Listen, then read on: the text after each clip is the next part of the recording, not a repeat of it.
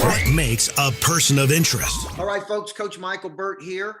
I'm here at the Lodge in Christiana, Tennessee, and I'm excited about having my brother and good friend Chuck McDowell with us. Chuck has actually been here at the Lodge for the hunting club, and he's going to be one of the speakers at the Monster Nation Conference on September 9th in Nashville, Tennessee. And Chuck, I've thought a lot about your story because I really believe you got a very powerful story that people need to hear. I think it's going to inspire them. I think it's going to show them possibility. It's going to show them how to create something, because that's really what you did, was create an industry. I mean, when you came in, so what people understand, tell them what business you're in so people out there watching this really understand what you do. Well, I started a company back in 1989 called Wesley Financial Group, and named Wesley Financial Group after the founder of the Methodist Church, John Wesley. We were an insurance marketing company and ran that till around 1996. Let's see here. What is today? With COVID, I forgot what year it is, 2022, somewhere around 2008 or 9, reformed Wesley Financial. And because I had just left the timeshare industry, and I spent about 7 or 8 months selling timeshare, realized what timeshare was and what it was doing to destroy people's lives. Called people back that I'd sold timeshare to, so this is what I said to you that was a lie, which was hard to do. And this is what you need to know to get out of your timeshare. I had someone offer to pay me money. Then I had someone else offer to, they sent me a referral, and that referral offered to pay me $25,000. And when he offered to pay me $25,000, I went, uh-oh, this could be a business. I never started a business by accident.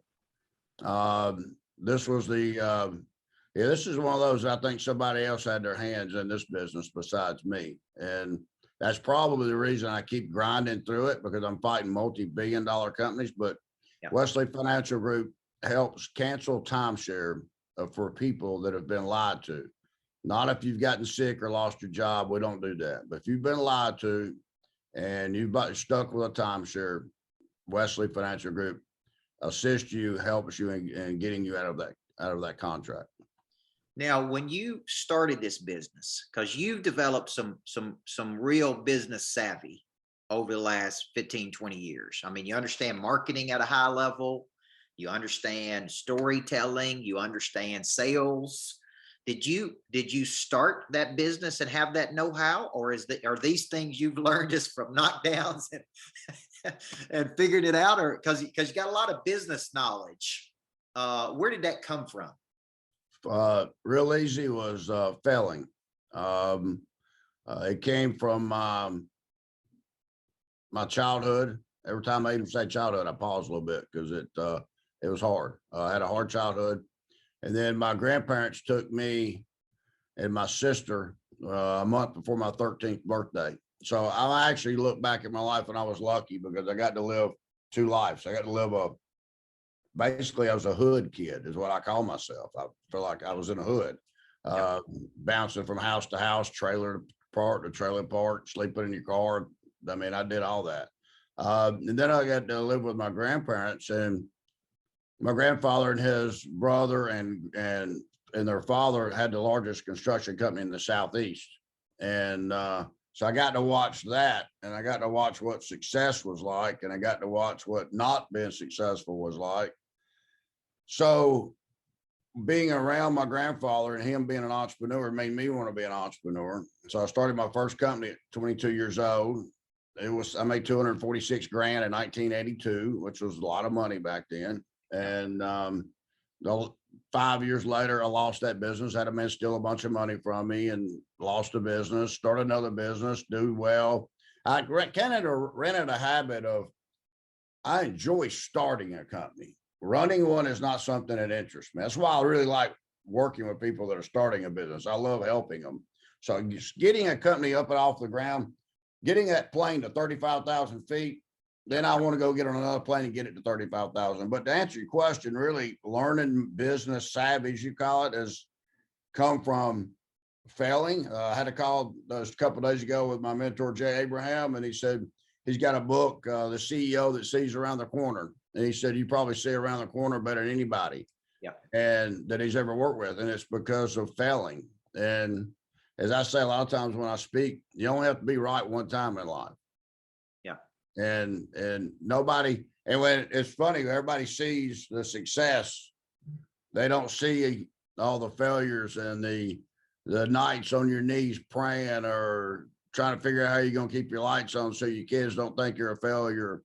And that's what being an entrepreneur is. And I've said many times here recently, I think that in some time in my life, they're going to call entrepreneurship some type of mental disorder. And because you have to fail. Yeah. And you have to go into it. Everybody that starts a business thinking there's no way this is going to fail. And you and I both know there's about a 95% chance it's going to fail. And even though we know it's a 95% chance, this is not going to fail, but it fails. So if you don't learn from that and use that in your next endeavor, then you're just not wise. So I've tried to use all my failures to keep moving forward, and I keep starting other businesses. And as my wife says, please stop starting companies, but I can't help it. I enjoy starting companies, and I enjoy watching people's lives change for the better because of a business that I started. Now, when you think about, you have a coach right now. Jay Abraham's been coaching you for a while, right? He's a strategist and business coach. And I believe there's a lot of value in being in the room. You know, I can watch your videos. I can watch you. People can watch my videos. But I remember, I said this to Brad Lee back in the early days when I was a coach. I go to coaching clinics, and I could watch Patino coach on television. But man, it was powerful for me just to be in a room, to watch him walk into the room, to watch how he interacted with people. So when did you get turned on to coaching?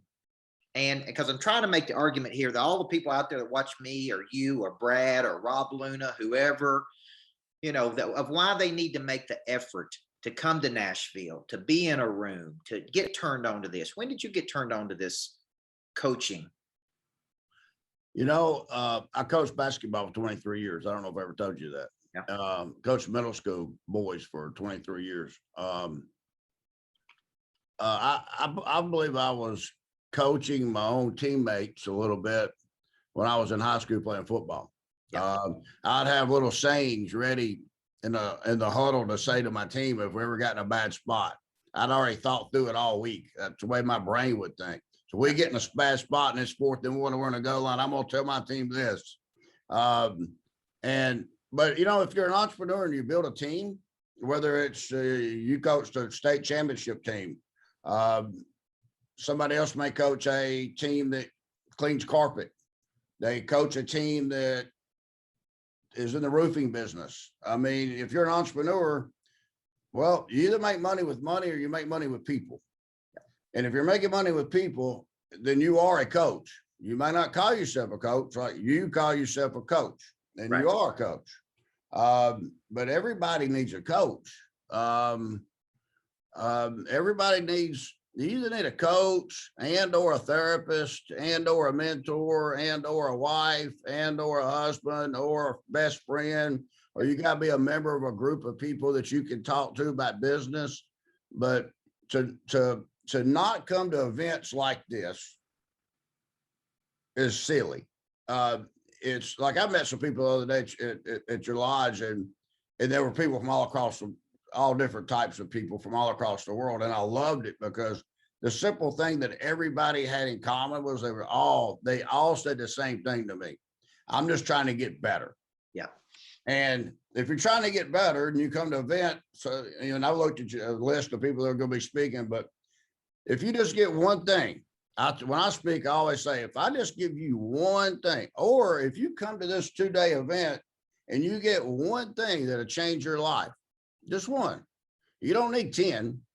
Right. You just need one thing. If you get one thing that's going to change your life, what was that worth? So when I hired Jay Abraham, I paid him $250,000 up front, day one.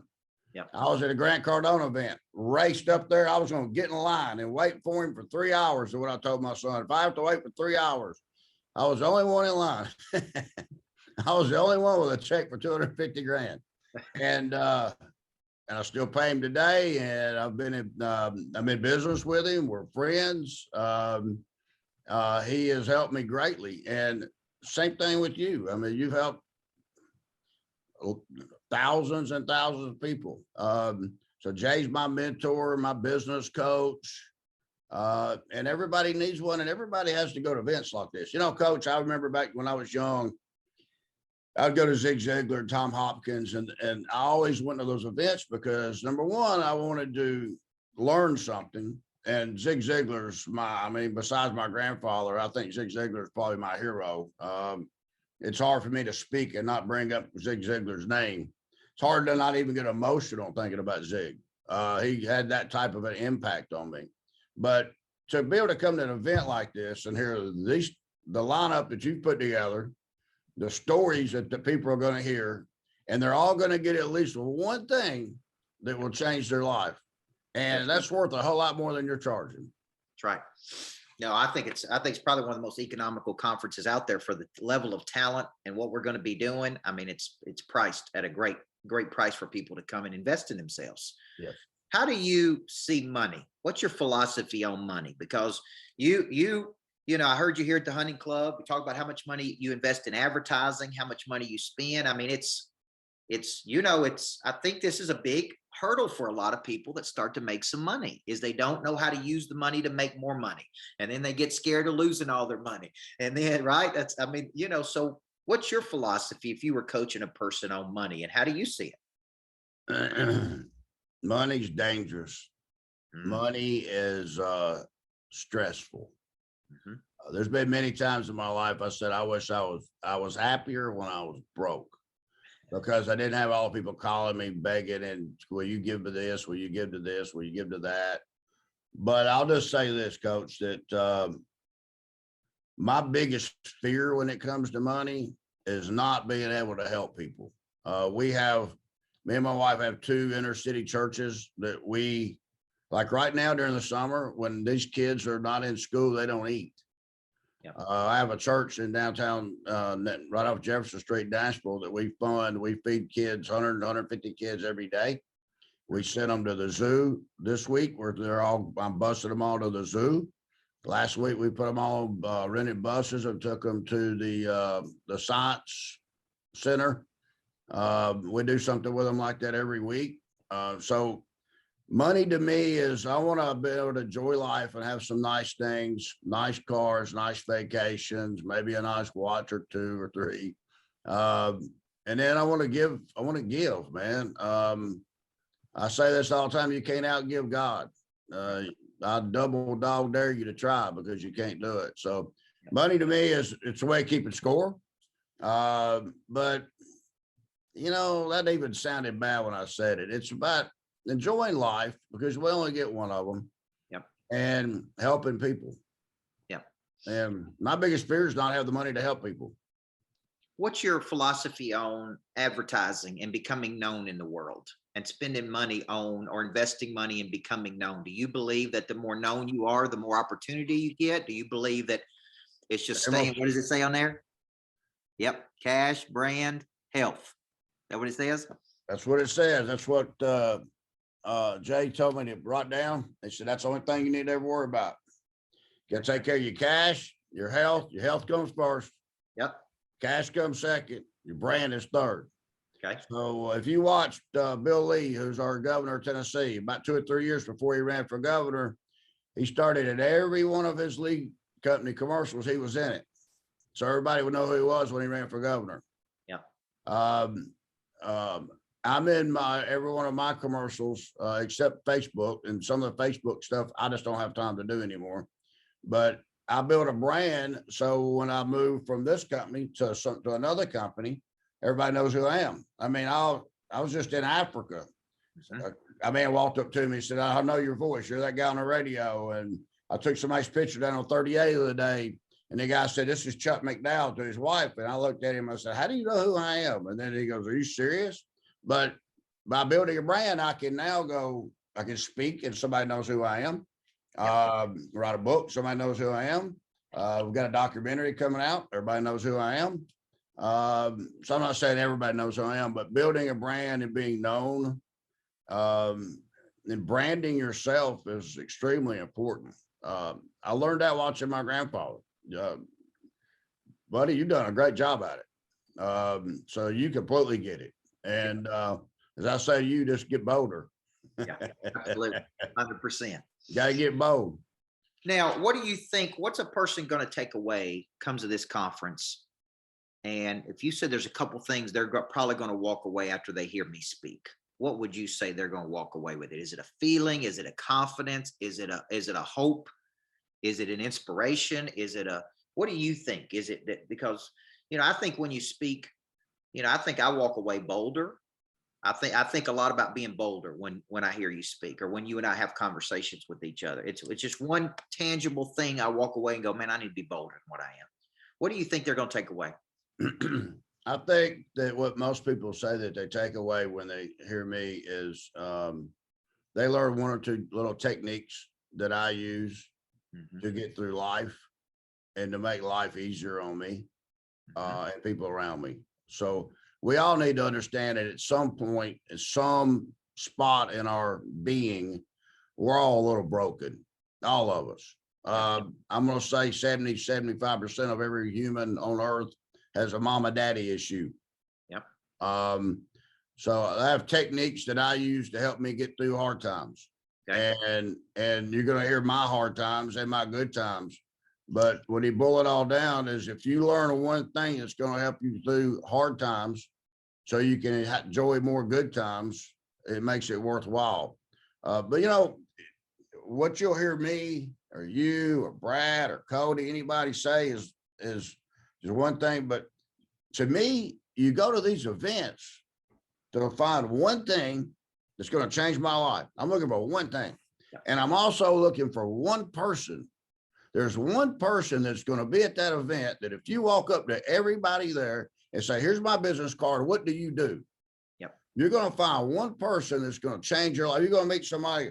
Oh, I just started a new mortgage company. I'm going to find some banker that does jumbo loans and he's got billions of dollars. They're trying to place a bunch of money and I need some jumbo loan money right now. And I'm going to find that person. Or I'm going to find somebody like, I'll use this one real quick. I use the word fantastic a lot that I got from Zig Ziglar. And it's when something really, really bad happens in your life, it's actually fantastic. It's just God keeping you from going here when you really should go over there. But in your life where you're sitting right now, you think you need to be going in one direction and you really don't. You need to be going another direction. Learning how to use the word fantastic. And you heard me talk about this all the time, but learning to touch the line every day, all day long. And I won't get deeply into that, but I will when I speak. But learning how to touch the line and getting through hard times because we're all going to have them. It's good. And I'm excited about having you at this conference. You're going to be speaking on September 9th in Nashville at the Bell Tower. We're going to have a full house. We're already moving tickets, selling tickets. And if you're out there and you hadn't got your tickets, you can get a ticket to that day. You can get a ticket to both days, one day at the lodge. We've got private concerts that we're going to be having. We got great presenters and speakers. And I really believe you're going to take away something just by being in the presence of a lot of these people like Chuck McDowell, who are doing big things, building big companies and working with lots of people and solving big problems in the world. So Chuck, my friend, my brother, I appreciate you. Thank you for coming on here today to help us promote this conference. We want to make this thing a big time hit for everybody. Appreciate you, my friend. Can't wait, man. It's going to be fun. All right, brother. Thank you, buddy. Talk soon. Great one. All right, man. See you now. Before I get started, there is one very important question I have to ask you. Coach Micheal Burt, Monster Producer Academy CEO. He's a personal friend of mine. What good is it to have knowledge with no desire? What good is it to have desire with no skill? What good is it to have knowledge and skill with no confidence? A big part of activating your prey drive is finding and refining your talent. This is something that helps you get to the next place. People are made up of 4 parts: a body, a mind, a heart, and a spirit. You need to know you, and then you need to have an awareness, and sometimes you don't even know what you need. So all 4 parts of our nature have to be clicking. Your hard skill solves my problem. The bigger the problem, the more money people will pay to solve it. Everything is valuable to your future. What I'm really paying you for is your past. A monster producer combines multiple skills to dominate a market. When you get to wake up every day and do what you love doing, man, it is hard not to be motivated. They think at a higher ordinance than everybody else. They want to create new things. I have a conviction about me, and that's the conviction that you feel when I talk, when I speak. It comes across as passion. You got to learn how to connect to another person at such a deep level that it moves them. You have goals, you have targets, but you don't have a sense of urgency. They're going to exchange money, energy. They're going to raise capital. They're going to start new businesses. There's going to be joint ventures. I think your purpose finds you. It is activated. The word activate means to initiate. Discipline, which is a derivative of the word disciple, which means to give yourself to a person or cause you believe in. Do you believe in your future, yes or no? When we know better, we do better. Finding the problem that you are uniquely qualified to solve, and you don't know what problem you really solve for whom, then there is no big financial exchange right there. You should leave here thinking bigger today than when you came. And I want to shake your hand and look you in the eyeball when you make this decision. Thank you. We'll see you in the back. God bless you. Thank you. Thank you. Thank you.